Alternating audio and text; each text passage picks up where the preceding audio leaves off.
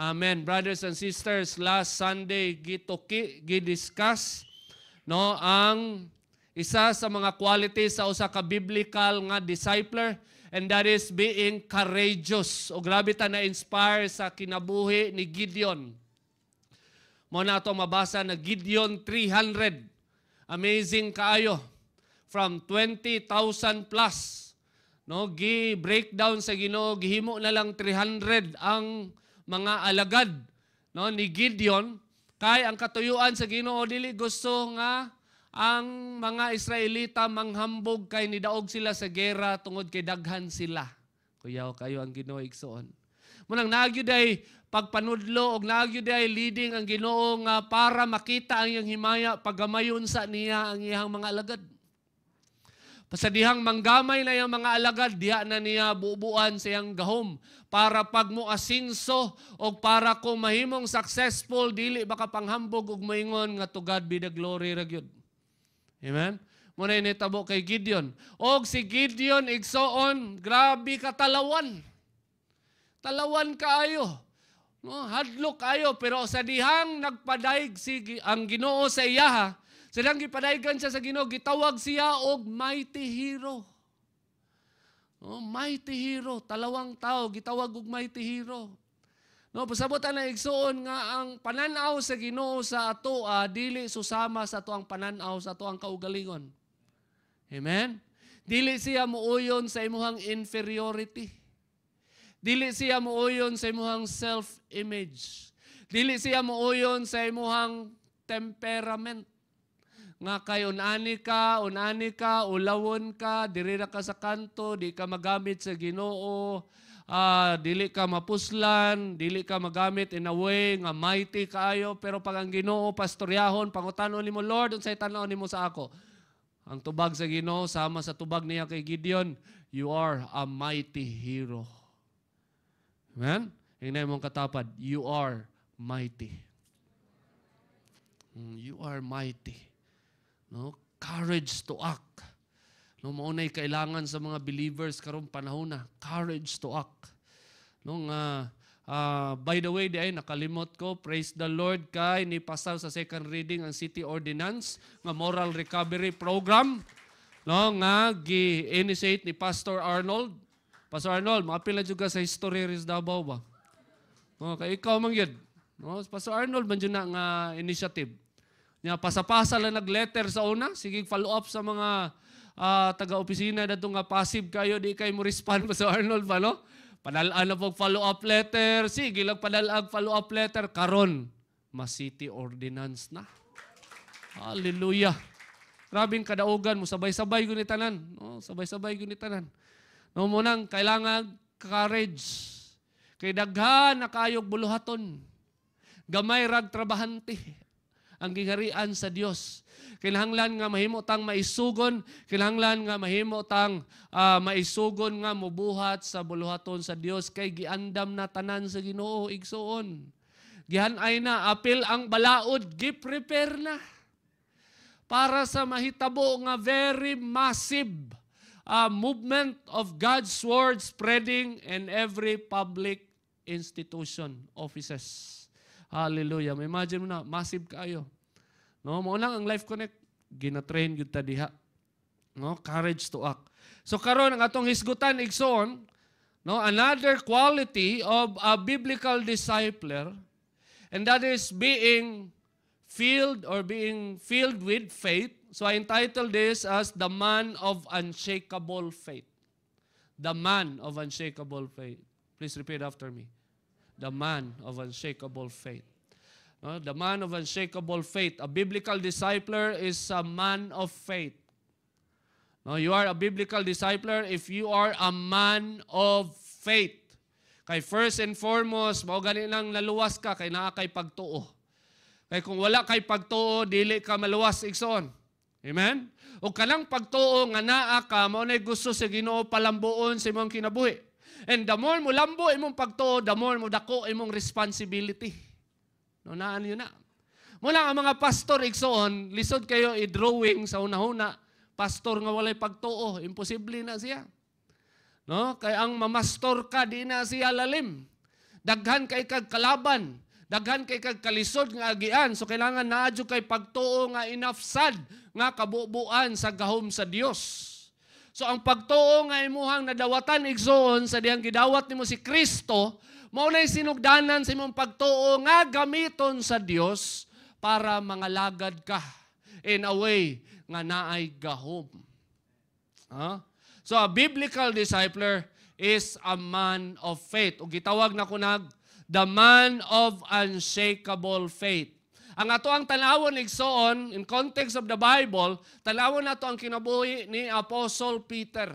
Kani si Apostle Peter. Tanawon nato siya. Paunsa siya nahimong the man of unshakable faith. Si Apostle Peter. Lo ato ang verse nasa Matthew 14:25 to 33. Mo ni senaryo sa gospel nga naa sila sa bangka ug naay bagyo, naay kusukuso, nilakaw si Jesus sa tubig. And then perti nilang hadlukan, nilakaw pod si Peter sa tubig ug naunlod ug nibalik sila sa barko. Sorry, wa pa day barko sa una. No, sa bangka. No, basahon nato in verse 25. About 3 o'clock in the morning, Jesus came toward them walking on the water. Alas 3 sa buntag na naglakaw sa tubig. Imagine unsa na. Kisay ganahan diri mag-sightseeing gani kanang daplin sa sapa, kadlawon. Nabay ganahan? Di ka mahadlok ka no, kasi makasugat kag tiyanak.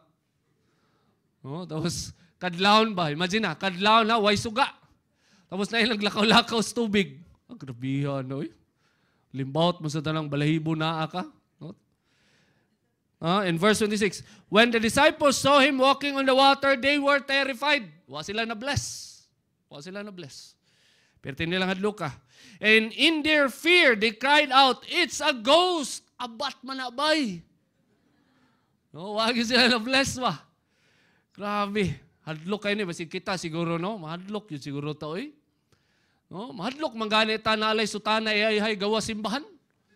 Yung muagi ka na itong tunga-tunga sa kadlaw. Sutana ra dito ba? Gihay-hay. Kay gamito ni Father pagkaugma. No, niya abi ni mo pare nga way ulo. No, mo na chismis nga naay mga multo dito simbahan. Now in verse 27, but Jesus spoke to them at once. Don't be afraid, he said. Take courage, I am here. And so in verse 28, then Peter called to him, Lord, if it is really you, tell me to come to you, walking on the water. And verse 29, Jesus said, yes, come. And so Peter went over the side of the boat and walked on the water toward Jesus. So nakalakaw yun si Pedro for the glory of God. No, dili lang si Jesus ang nilakaw sa tubig, appeal si Pedro. And verse 30, but when he saw the strong wind and the waves, he was terrified and began to sink. Save me, Lord, he shouted. And verse 31, Jesus immediately reached out and grabbed him. You have so little faith. Giluwas niya si Pedro, napa siya sa tubigan, nangasaba ng Ginoo. Napa siya sa tubig, kagamay ko yung pagtuo, Pedro. No, Jesus said, why did you doubt me? No, pagkauman, no, when they climbed back into the boat, so makita niyo, may imagine mo, no, naunlod si Pedro, nangaisag tabang, Lord, tabang, nakalimot si Pedro ba, nga kabalo di sa mlangoy? Ha? Fisherman ba yan, Iksoon? Oh, mura po ka ng mga badyaw na to nga mga friends. Nga itsa lang sa tubig, mabuhi, nag 24 hours na to, way unlod-unlod. Oh, pero naunlod si Pedro. Oh, na-paralyze, rabi din ang mahadlok ka, no? Apil unsa tong butang nga kabalo jud ka, swimmer ka, di ka kalangoy. Oh. And then when they climbed back in the boat, the wind stopped and the disciples worship him. You really are the Son of God, they exclaim. Nindot kay ni siya nga story igsoon, daghantag makutlo ani faith principles nga to ang mahinuktukan. Now, important lesson of having an unshakable faith. Number one, acknowledge the presence of the Lord in your life. Acknowledge the presence of the Lord in your life. Mo ni basic igsoon kung gusto kag naa kay pagtuo nga di mauyog. Naa kay batasan nga matag karon og unya, i-acknowledge nimo ang presensya sa Ginoo sa imong kinabuhi.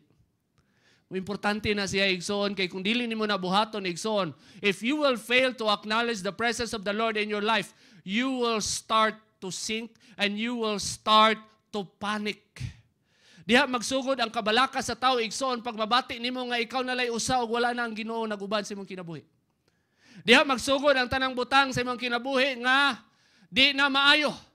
No, diha ka magsugod og buhat og sala pag mabati nimo nga wala ang Ginoo naguban sa imuha og walay Ginoo nga nagtan-aw sa imuha. No, acknowledge the presence of the Lord in your life. That's the first one if you want to have an unshakable faith. No, kay nga naman igsoon, useless ang presensya sa Ginoo kung wala nimo na recognize. Useless na. No? Useless ang presensya sa Ginoo, nag-uban siya kanimo, pero dili nimo mabati, wala nimo na recognize nga wala di ka nag-inusara. So ang mahitabo igsoon, maskig na ang Ginoo sa imong tupad. Maskig na ang Ginoo sa imong kinabuhi, tungod kay wala nimo na recognize, magpanik gihapon ka. Mahadlok gihapon ka. Mawala gihapon imong courage. No, ma-paralyze gihapon ka sa imong kahadlok. Unsay nahitabo sa Matthew 14:25-27, no, about 3 o'clock in the morning, Jesus came toward them walking on the water. When the disciples saw him walking on the water, they were terrified. In their fear, they cried out, "It's a ghost." Wala sila na bless. Supposedly, maghatag og strength, maghatag og courage sa ilaha. Kay wala sila pasagni sa Ginoo. No, naa sila sa bangka, naay kakulian, delikado ilang kinabuhi, pwede sila mamatay, pero wala sila pasagni sa Ginoo. Giubanan sila, pero wala sila na bless, perti pa nilang hadluka og naalaan pa nila nga abat ang Ginoo. Igsuon. No? Ibatasan ni sa imong kinabuhi, labi na pag nagkalisod ka, i-recognize, pagitaa, i-recognize, i-acknowledge ang presensya sa Ginoo sa imong kinabuhi. Nagaparamdam na ang Ginoo, pero di nimo mabati, di nimo ma-recognize. So mahimo, magpadayon ra ka sa imong panic, magpadayon ra ka sa imong kabalaka. Kaya di man nimo ma-recognize nga nagapamuhat na ang Ginoo. Nisimba ka, naay mga testimony, di nimo ma-recognize nga buhi ang Dios. Nag-testify gani.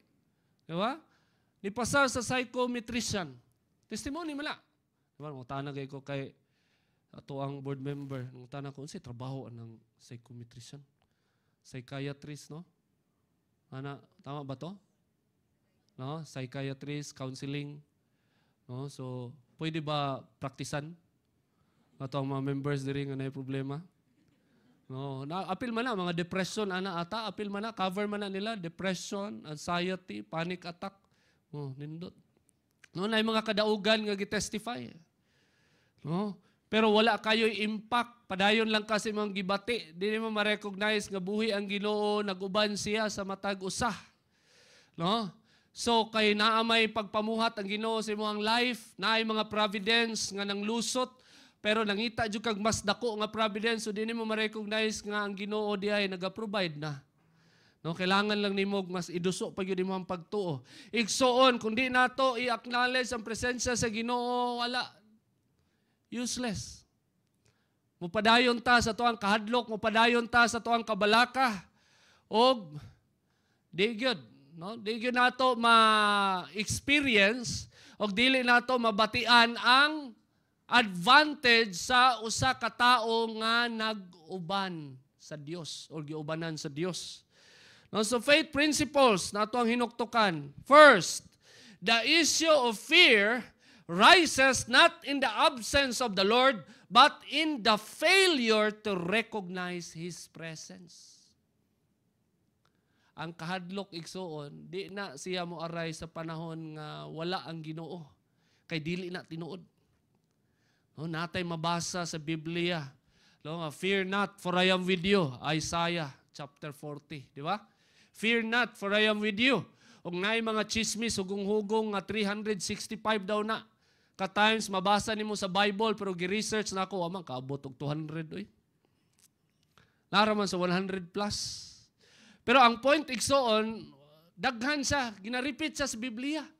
Old Testament, mabasa nimo, maingon ang Ginoo, fear not, for I am with you. Do not be afraid, for I am with you.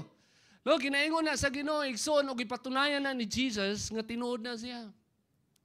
No? So ang kahadlok igsoon, magsugod na siya, dili tungod kay gibiyaan ka sa Ginoo.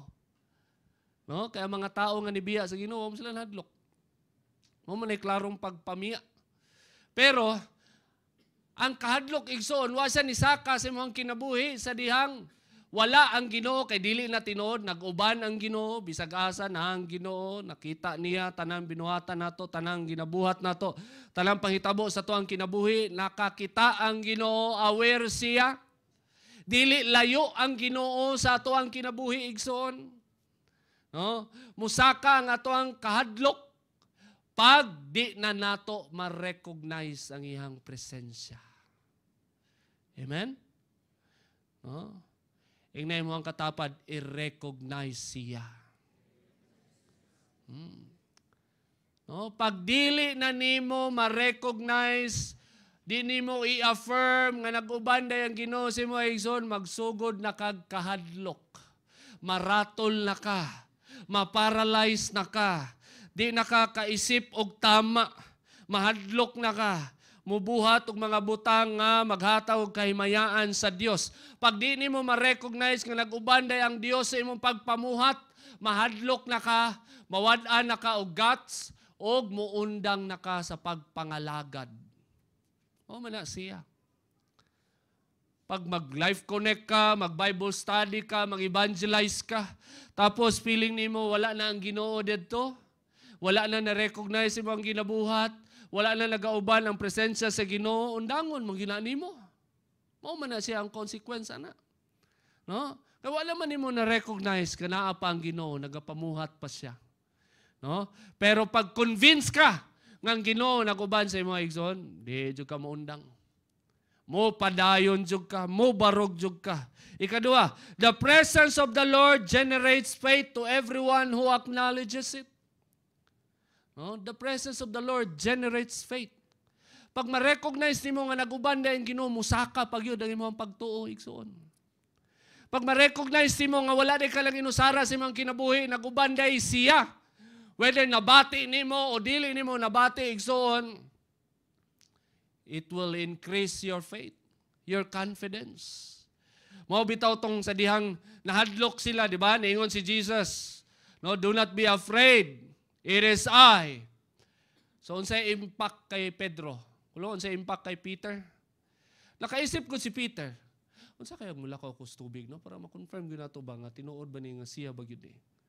No? Faith mala. No? Kaisip ka gunana.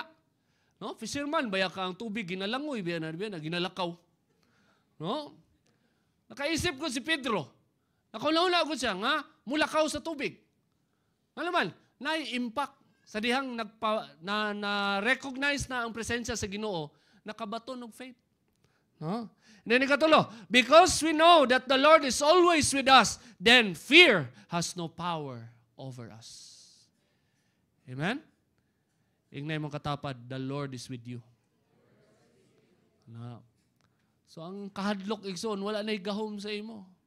No, wala na igahom ang kahadlok sa imo igsoon. Kaya maura gyud ay kalaban nato. No, maura gyud ay kalaban nato igsoon.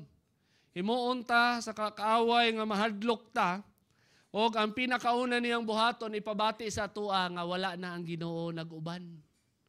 Di ba? Pag malipayon ka, mingon ka, nag-uban ang Ginoo kay malipayon ka. Pero kung nag-uol ka, perti nimong hilak, asa ang Ginoo. Di ba? Moana man ka. Pero igsoon, I tell you, whether in good times or in the bad times, the Lord is with you. Amen? No, ikaduhang nga butang nga ato ang tun-an igsoon, na important lesson of having unshakable faith. Second, know and obey God's word. First, acknowledge the presence of the Lord in your life. Second, know and obey God's word. Kaulo mo igsoon, nindot kaayo, kay sa dihang nadungog nila ang tingog ni Kristo nga mo'y naglakaw sa tubig, di ba si Pedro, nisaka ang iyang pagtuo. Og nasi ay naisip nga butang nga wa pagyud niya gibuhat og never pagyud niya na witness ang mulakaw sa tubig. No? So unsay gibuhat ni Apostle Peter, No, in Matthew 14:28 to 29, then Peter called to him, Lord, if it is really you, tell me to come to you walking on the water. Nangita si Pedro og confirmation. Tama ba niya akong naisip? Mugawas ko sa bangka, mulakaw ko sa tubig, I will do miracles, I will perform miracles, I will do life connect and this and that. I will do this for the glory of God. Tama ba ni? So kailangan ako confirmation. So langutan na siya sa Ginoo o gitubag siya. Yes! Come! No? So Peter went over the side of the boat and walked on the water toward Jesus. So igsoon, sa diyang nahibaluan ni Peter na pwede diay mulakaw sa tubig, nilakaw siya. No? O nituman siya sa giingon sa Ginoo sa iya. So knowing and obeying God's word will unleash your faith in God. No? Knowing and obeying God's word will unleash your faith in God. No? Faith principles. No? The word of God is the final confirmation of God's presence in our lives. Ang pulong sa Ginoo, igsoon. Ang nakita nato sa senaryo, na sila nakita nila si Jesus, naglakaw sa tubig, pero nilang hadluka. Pero sa diyang nadungog nila ang tingog ni Kristo, dito pa sila nituo. O dito pa sila nakabati og confidence. So unsay pasabot ana igsoon. Dili ta kasalig sa to ang Pentecostal experience. Nga naay kurog pirmi, nga naay kurinti pirmi, para maingon ta nga ang presensya sa Ginoo. The final confirmation of the presence of God is the Word of God. It is His Word. Ang iyang pulong igsoon mo ay moingon. Mo convince ka nato nga ang Dios nag-uban kanato. O unsay buhaton kung nag-uban ang Dios kanato igsoon. No? The Word of God is the final confirmation of God's presence in our lives. So sa dihang na-confirm ni Peter, ang iyang ginaisip nga mulakaw, mugawas sa bangka, mulakaw sa tubig, sa dihang na-confirm, then naka-perform og milagro si Peter. Nakalakaw siya sa tubig. No? Giingon man diri sa Biblia, nakalakaw man siya sa tubig. Tanang mga kauban niya nga disciples nangahadlok igsoon. Wa gyud ni dare. Pero si Apostle Peter ni dare jud. No, ni dare gyud siya. Nilakaw gyud siya sa tubig. Ngano nakalakaw siya? Tungod kay nahibaluan niya na ay confirmation nga pwede siya mulakaw sa tubig. Og sa dihang pwede diya sa mulakaw sa tubig, gituman niya ang pulong sa Ginoo og nakalakaw gyud siya sa tubig. Maybe some of you here, you are asking for confirmation. Lord, tama ba niya akong naisip, Lord, nga magsugod na kong Life Connect? Lord, tama ba niya akong naisip, Lord, nga evangelize na ko among teacher? Lord, tama ba ni Lord akong naisip, Lord, nga musulod ko og mga offices? No, mamaligya akong popcorn, tapos pagkahuman mo offer ko Bible study. No, strategy. No, tama ba niya akong naisip, Lord, nga buhaton ako ni nga mga lagad ko. Kailangan ako confirmation. Maybe you are asking a confirmation from the Lord. Nga panahon na ba nga mga lagad? Panahon na ba nga mahimong maisugod? Kay taas-taas na sad ang panahon. Daghan na sad kag nadungog nga pulong sa Dios. Daghan na kag seminar nga apilan. So nagunahuna ka, na kay conviction. No, nagunahuna ka nga, Lord, panahon na ba? Mao na ba jud ni? Nga sugod karong si manahuna, Lord. Mga lagad na ko. Magpabaga na ko sa kong naong. Mang-invite na ko sa mga silingan. Mukanda kong Life Connect. Lord, mao na ba ang sinugdanan? Maybe you are asking that question.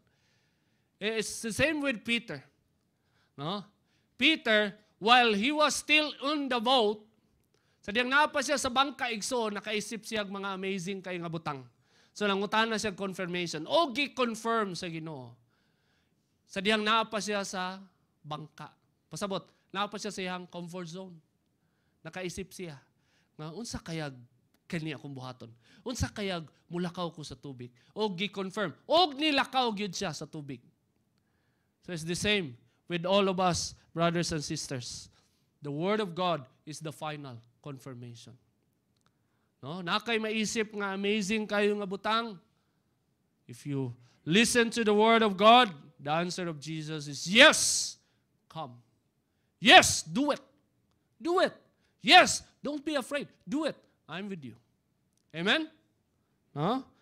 Ikaduha, the word of God is the authority that causes us to do the impossible. Muna yung nakanindot sa pulong si Ginoo igsoon. Nakay maisip, amazing nga butang, i-confirm sa pulong sa Ginoo, kay para man sa kay mayaan sa Ginoo. And then, sa dihang ma-receive nimo ang confirmation na niingon dito ang pulong sa Ginoo na yes, I'm sending you. No, I'm giving you authority. No, go and make disciples of all nations. Preach the word. No, preach the word in season or out of season. Nanay mga confirmation nga mga lagad jud ka sa Ginoo. Nanay mga confirmation nga buhaton na nimo ang pulong sa Ginoo. Kung sa dihang ma-receive nimo ang confirmation ug ang pulong sa Ginoo, mauna siya mo cause sa imong igsoon. Authority na siya. Pulong sa Ginoo. Nga mo'y mo cause sa imuha nga mobuhat og mga butang nga imposible. Basta mo tala imposible, mga butang nga abi nimo imposible ba? Mga butang limitation nga naa sa imong mind. Nga abi nimo di gyud makaya, di gyud pwede, di gyud imposible gyud. Tapos sa dihang giingon sa pulong sa Ginoo, walay imposible, buhata lang unsay kaya nimo buhaton. Buhata lang, and then Ginoo nay bahala. And igsoon, no? That's the word. That's the authority of the word of God. Mao nay gahom, mao nay otoridad, no, sa pulong sa Ginoo. Mao nay mutukmod sa imuha nga mobuhat og mga butang nga imposible for the glory of God. Amen? For example, kung wala mi niampo ni pastora og masakiton, kay para sa mga imposible na giingon sa pulong sa Ginoo, ampo og masakiton niya, di mi mutuman. Kung wala na mo nabuhatay igsoon, walay milagro nga testimony ang Soul GMC. Walay mahitabo nga milagro testimony. Awakening. Kung wala mi nituman sa conviction sa Holy Spirit nga magtukod, magbuhat og awakening, way back years ago. No, do you think mahitabo ang Awakening United?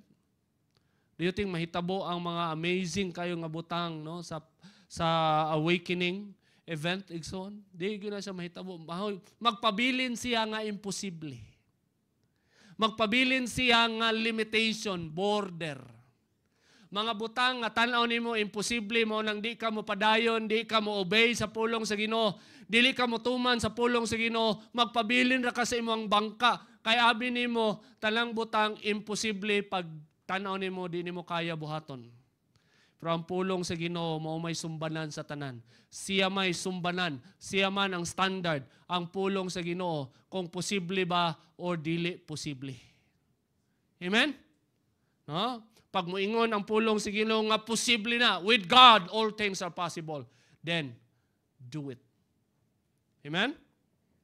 No? The Word of God is the authority that causes us to do the impossible. Faith flourishes upon hearing and obeying God's Word. Gusto ka mo lambo sa imong pagtuo igsoon? No? Hear and obey the Word of God. You want to grow in faith. Gusto ka mo lambo sa pagtuo. Gusto ka mo tubo sa pagtuo. Katong pagtuo nga imong gi-manifest sa diyang gidawat nimo si Kristo, mo man sinugdanan. No, nituo ka sa Ginoo, Lord, I receive you as my Lord and Savior. I believe that you can forgive sins. I believe you can restore my life. Kala mga imposible ba na igsoon? Kalang mapasaylo ka, mabag-o ka, imposible ba yan na? Pero that moment, you believe 100% that God can restore you, that God can forgive you, that God can change your life. Amen? And that kind of faith, mo na gusto sa Ginoo nga mo flourish sa imong kinabuhi igsoon. No? Mahitabo na siya when you hear and when you obey the word of God, your faith will flourish. It will grow unending. No? And brothers and sisters, no, the third point, no, for this morning, no, first acknowledge the presence of the Lord in your life. Know and obey God's word. And third, build your confidence in the saving grace of God. build your confidence in the saving grace of God. Now, brothers and sisters, ang nature sa pagtuo, unani. Samtang buhi pata, na ay tendency ang ato ang faith nga musaka kanaog. Amen? Naay usahay, dasig kay ta. Naay usahay, cheer up kay ta, fire kay ta, mura feeling na to, kaya na to, mulakaw sa bisag asa. No? Feeling na to, mulupad ta. No, nang hype jud kay ta, napoy usahay nga down kay ta. Na usahay nga gusto lang ka magpundog balay. Na usahay nga gusto nimo intercessor lang ka, dili ikaw mag-evangelize. Alam ba, na kay mga una nga moment, tungod kay buhi pa ka igsuon. Daghan pag pwede mahitabo sa imong kinabuhi. Pero pagpatay na ka igsuon, no question of faith. Pagpatay na ka, wala na isaka kanaog nga pagtuo. Kaya pila mga tao nga nasa impyerno, they are so convinced that God is real. Demons, they are so convinced that God is real and He is Almighty.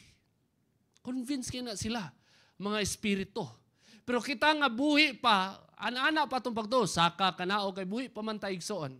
No? Since una-ana di ang reality, it's good to build your confidence in the saving grace of God. What is my point? No, basahin na to Matthew 14:29 to 31.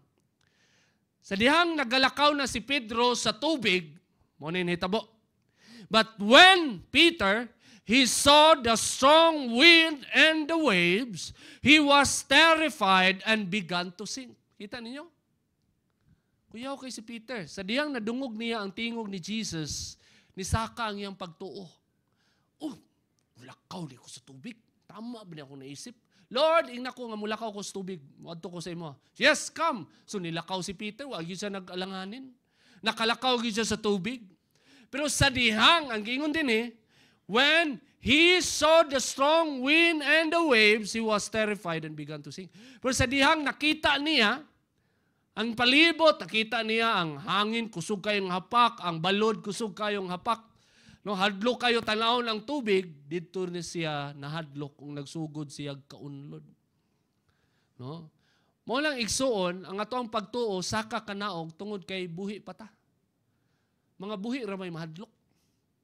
No? Pagpatay ni ka, diba, ang ginabutang RIP na. Rest in peace. Kaya wala na dyan kay kadlukan na. No? Kay patay naman ka.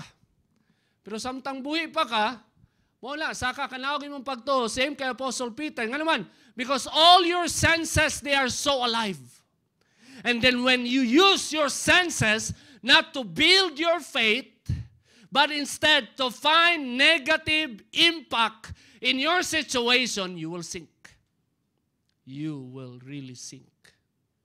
Pag-unana imong mentality. Nagapadayon na ka, nagafollow na ka sa Ginoo, nagasimba na ka kada Domingo, nagabasa na kag Biblia, nagabuhat na kag devotional, nagaapil na kag mga activities, na nagdare na ka mag-evangelize. Pero kung tan-awon nimo ang palibot, mga butang nga walay kalabutan sa imong pagtuo, mga butang nga negative nga nagapanghitabo sa imong palibot, I don't know what it is.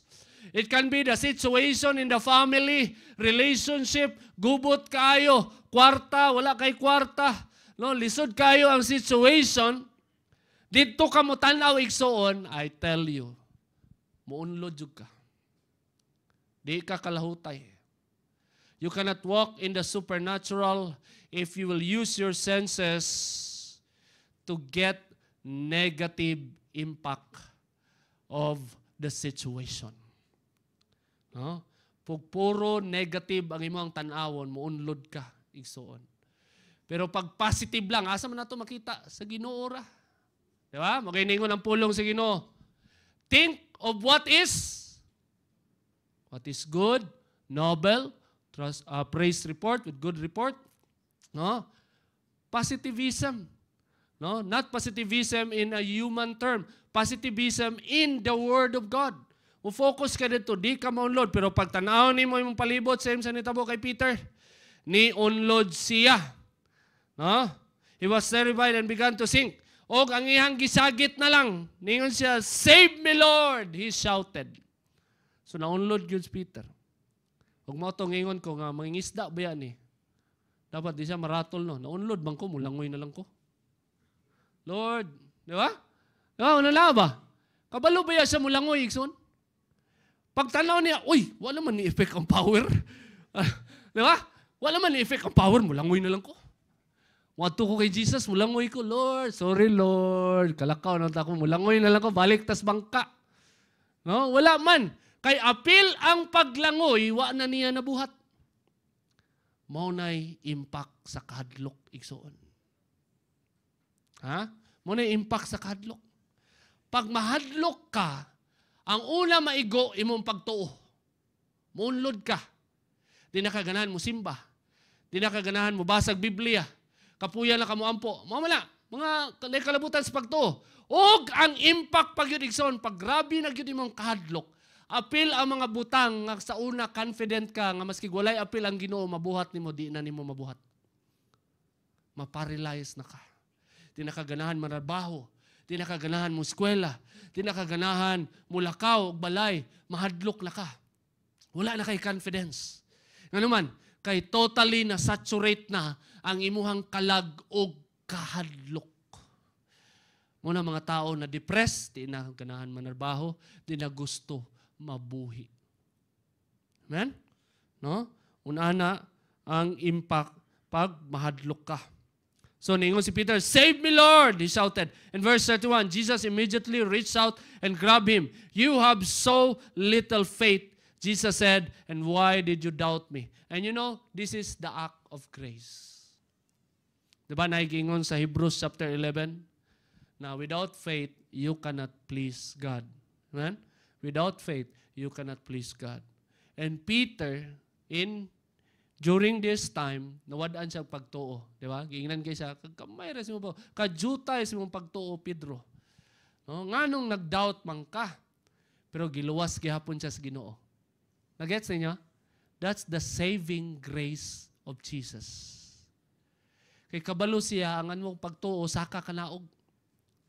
Pero pag grabe na yun nga magkalisod, kay hapit naman mamatay si Peter. Ningon na lang yun siya, wala na siya faith nga ma-perform ang miracle. Ang naa siya, Lord, luwas ako. Murag kanalasan niyang ingon ba, Lord, luwas ako. Giluwas siya sa Ginoo. So that's the point. Build your confidence in the saving grace of God. No? Kay musaka ka naog imong pagtuo, pero kung nakaangkla siya sa grasya sa Dios, bisag unsay mahitabo, I tell you, di jud ka pasagdan sa Ginoo. Amen? Unana kanindot nga naa kay Ginoo. Faith principles. The divine intention of faith is to triumph and to bring glory to God. Mo na intention sa pagtuig son. To triumph and to bring glory to God. Mo nang nituo ka tungod kay gusto nimo mahimaya ang Dios. Amen? Nituo ka kay gusto nimo mahimaya ang Dios. So tanang bunga sa imong pagtuo maghatag og kahimayaan sa Dios. Amen? No, ikadua, the human limitations and distractions can cause faith to subside. Human limitations and distractions can cause your faith to subside. Mulang igsuon sa imuhang pagpangalagad, sa imuhang pag-serve, ayaw tanaw sa imuhang mga limitation. Ayaw tanaw sa unsay mga butang nga dili nimo kaya. Tanawa ang Biblia, og tanawa og basaha unsay giingon sa Biblia nga kaya nimong pagabuhaton nimo. Amen? No, tanaw didto sa Biblia.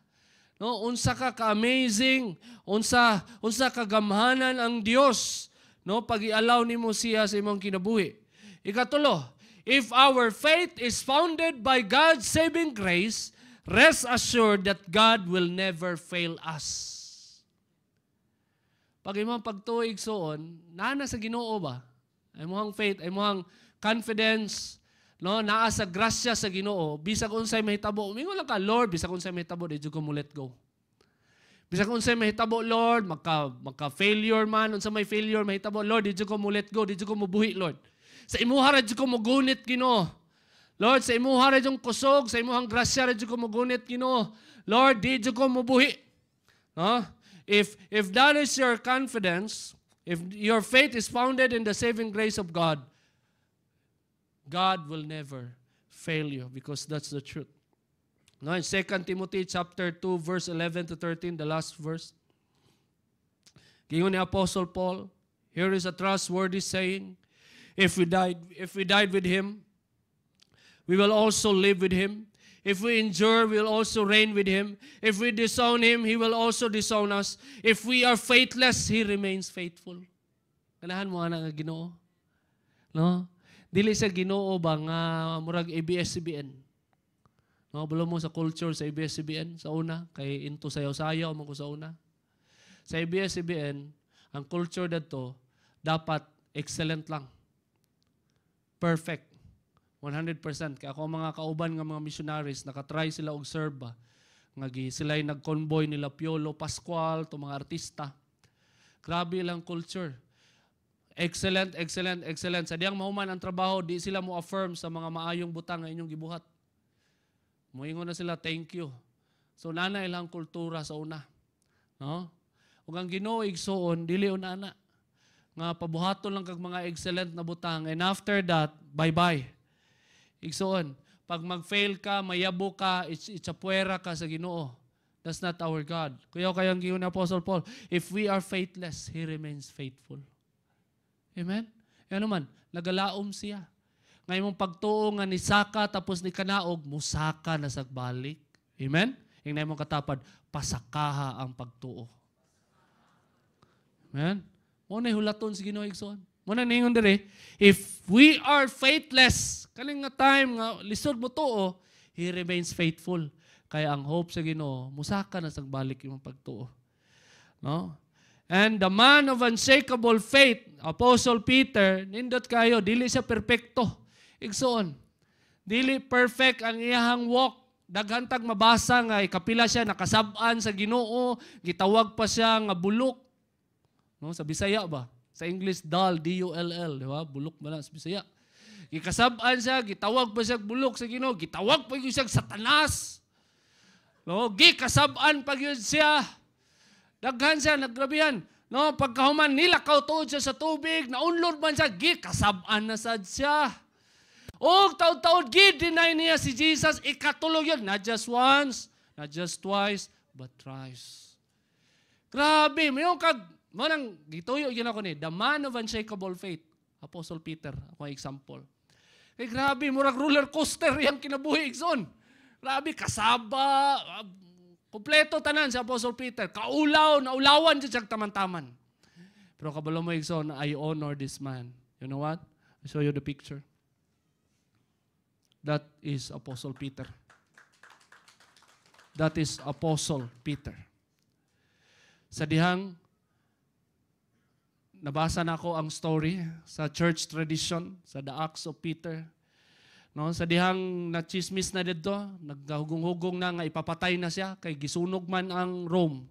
Ipapatay na siya. Nag-advise na ang mga believers nga muhawa na siya sa Rome, kay ipapatay siya. So nihawa si Peter, kay nisaka na sa dihang kabuhi siguro, nahadlok na sa siya. Nigawa si Peter, nihawa siya sa Rome, nasugatan niya si Jesus by a vision. Nga si Jesus nagbitbit og cross, nangutan siya, Lord, asa ka mo adto? Istorya pa niya. Kaya kay Peter, no? Sugatan niya si Jesus, naingon si Jesus, I will go to Rome and preach and die there. So nibalik si Peter, nibalik siya sa Roma, o nadakpan gyud siya, o gi-crucify siya, o giingnan niya ang nag-crucify sa iya. Ayaw ko i-crucify, parihas ako ang Lord, kay dili ko ang ngayan, kay gidinay na ko siya 3 times. I-crucify ko pabaliktad. Muna yun, itabo ikson. The man of unshakable faith. Dili perfect na kinabuhi. Daghag kakulian, na ay mga makaulaw nga nahitabo, di niya madinay hantod sa katapusang hininga niya, na-remember pa niya nga gidinay niya si Jesus. Una na ang mark sa iya, pero hantod sa katapusan, nagdala siya himaya sa tong buhi nga Dios. Amen? Palakpakan na to atong Dios. Huh? Word to remember. To have an unshakable faith, you must acknowledge God's presence daily, hear and obey His word, and rely on the saving grace He provides. Let us all stand.